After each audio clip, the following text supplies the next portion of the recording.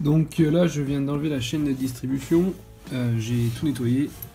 Et du coup là ce que je vais faire c'est que je vais refermer donc, le capot ici pour ne plus avoir accès à la boîte de vitesse. Donc bien refermé pour que ça soit étanche. Sauf que ça c'est un moteur avec démarrage électrique. Ce qui fait que c'était cette platine qui est refermée. Sauf que le diamètre du joint est immense. Parce qu'en fait c'est fait pour être étanche avec si on rajoute ce pignon. Ce pignon, donc avec le joint qui est là, ça s'emboîte dans cette platine. Donc là c'est étanche. Sauf que j'ai pas besoin en fait de ça. C'est la roue libre du démarreur, j'en ai pas besoin.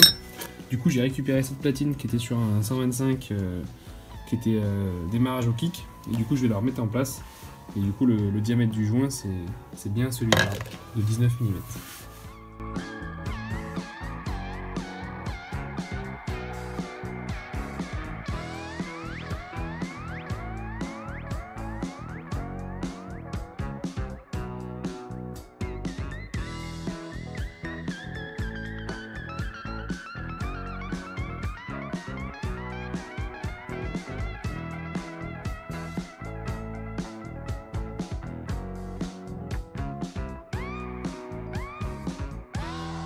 Donc je viens d'aligner les deux moteurs pour voir à peu près la dimension que ça prend. Donc je rappelle que la sortie de ce moteur, donc c'est un 120 cm3 ou 124 je sais plus Mitsubishi. Il fait 4 chevaux quand il est bridé. Donc là on l'a débridé, on a enlevé la bride dedans, donc il prend jusqu'à quasiment 5500 tours.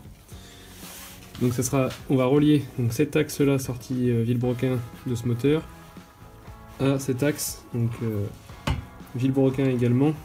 De ce moteur, donc c'est un 110 cm3 à la base, boîte 4 vitesses avec embrayage automatique, donc c'est un embrayage centrifuge.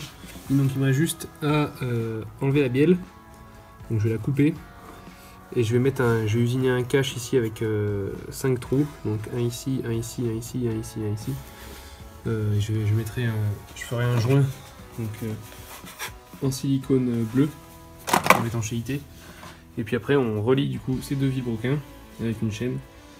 Et du coup je récupérerai ma boîte de vitesse ici avec un pignon et on verra ce que ça donne. Voilà.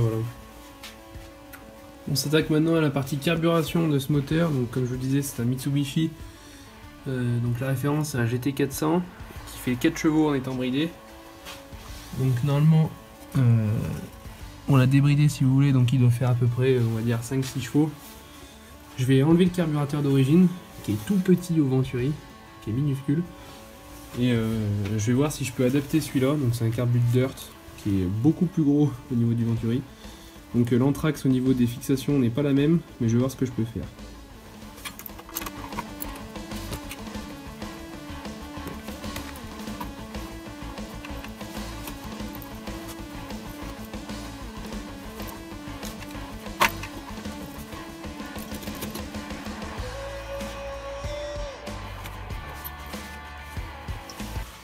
Donc j'ai enlevé les petits joints bakélite et en caoutchouc.